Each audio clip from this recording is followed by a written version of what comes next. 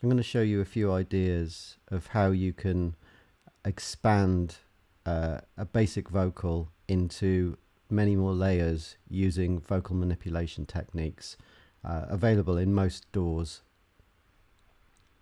And they're going to be fairly simple. They're ideas to start you off on, and really they need much more development to get them to a point where it might find its way into a final mix.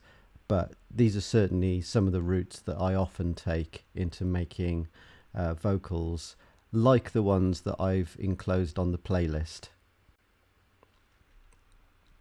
So okay, we've got a lovely vocal recorded here by a girl called Clara from a few years back, and I've just isolated it down to just a bit of the backing and the lead vocal.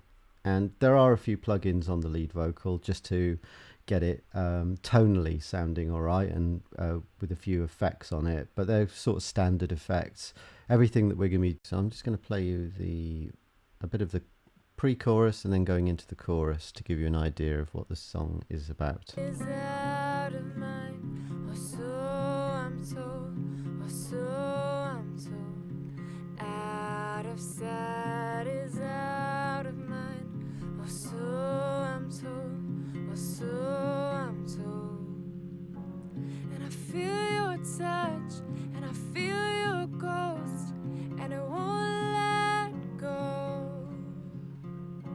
And your memory, it moves so fast, and I'm too slow. Okay, so the first thing is to, let's just get this vocal as perfect as we can. So I'm going to turn on Flex at the top there, and then we are going to turn on Flex here, and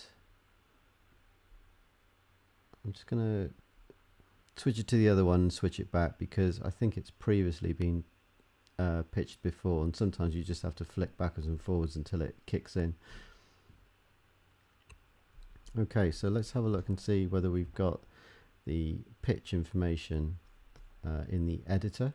I feel your touch, and I feel your ghost, and it won't let go. And your memory. When we open up the Flex editor, it's worth taking a little bit of time to familiarize ourselves with how it is analyzing stuff. Each piece of the audio, you can see, creates a corresponding overlaid note that is recognized, and then there's a line that's running through the middle of that note as well, which represents modulation or vibrato. When the voice modulates, it tends to waver a little bit in pitch. There's also the volume modulation, which is represented by the audio waveform in the background. But basically that front little thin line is representing vibrato. So you can see how the voice modulates throughout a note, and if we just like click on this particular note, you can hear that final little bit of wobble just there on its own. We could just solo it. And if you wanted to create a more robotic version of this vocal, you could basically just like iron out all that vibrato information. So if I just select everything that's within this chorus section,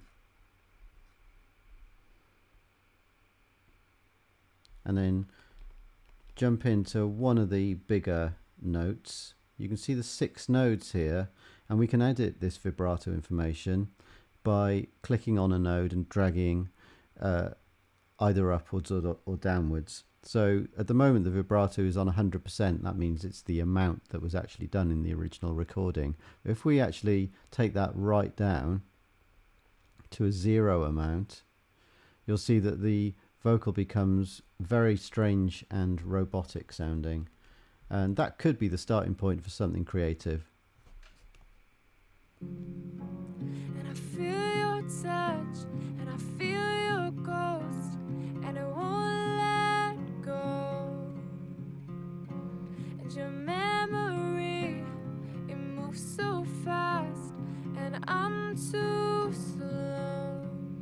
So it's just a little bit less expressive, and sometimes you don't want things to be expressive. Of course, you could go the other way and actually have 200% worth of the vibrato, and that would be a bit more crazy sounding. And I feel your touch, and I feel your ghost, and it won't let go. And your memory, it moves so fast, and I'm too slow. It's probably a little bit too much for sure, but you can see how you can create a sense of the human quality and the robotic quality at the two ends of the spectrum by pushing vibrato information backwards and forwards. For most pop music, I tend to sort of back off the vibrato to at least 75%, if not 50%, and it just tightens up all the performances to make them a little bit more like, I suppose, a keyboard sound. So that being done, that's the approach that builds upon plugins like Melodyne, which are a kind of an individual look at separate notes, and the tunings are done in a manual way. So there's no automatic mode here. We're selecting a region and then applying the pitching to that region, and for that matter, we could actually just zone in on one particular note and just do those changes just on that note if we wanted to hammer out some slight inconsistencies.